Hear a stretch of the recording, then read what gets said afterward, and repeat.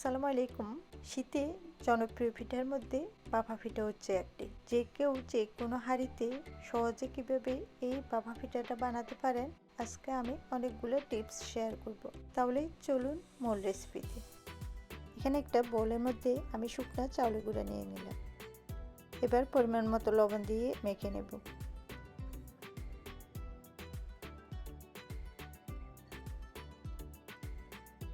এরপর অল্প অল্প করে পানি দিব আর মাখবো। এমনভাবে মাখতে হবে যাতে কোথাও শুকনো চাউলের গুঁড়া না থাকে। এরপর ভালো করে মাখিয়ে নিতে হবে। শুকনো চাউলের গুঁড়ার মধ্যে পানিটা একটু বেশি লাগবে, আর যদি ভিজে চাউলের গুঁড়া হয় তাহলে পানিটা একটু কম লাগবে।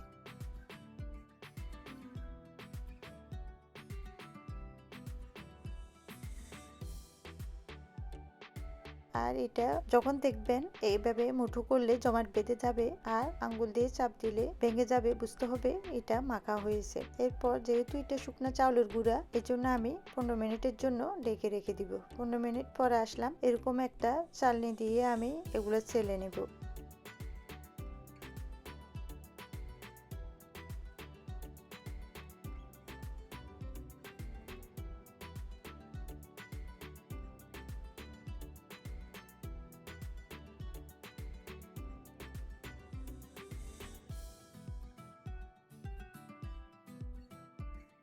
এরপর এখানে কোরানো নারকেল নিয়েছি আর খেজুরের বাটালি গুড় নিয়েছি। এগুলো আমি পাতলা করে কেটে নিয়েছি। এরকম একটা ছোট বোল নিয়েছি, এটা দিয়ে আমি আজকে ভাপা পিঠাটা বানাবো। এখানে আগে গুঁড়ি দিয়ে এরপর গুড় আর নারকেলটা দিয়ে দিলাম। এবার আবারও গুঁড়ি দিয়ে হালকা হাতে একটু চেপে এরপর সমান করে দিব। খুব বেশি চাপতে যাব না, তাহলে পিঠাগুলো শক্ত হয়ে যাবে। আবার একদম না চেপে দিলেও এগুলো অনেক সময় দিলে ফেটে যায়, এজন্য হালকা হাতে একটু চেপে এরপর সমান করে দিবেন।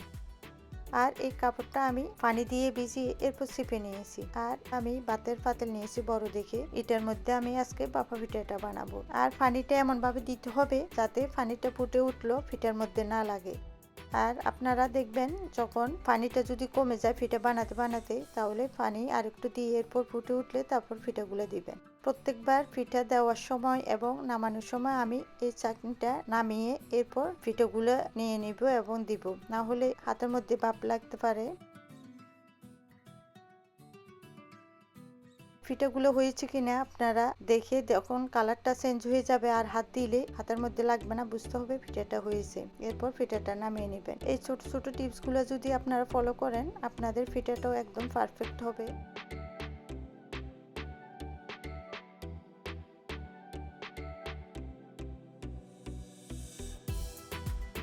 এরপর এভাবে করে আমি সবগুলো পিঠা বানিয়ে নেব।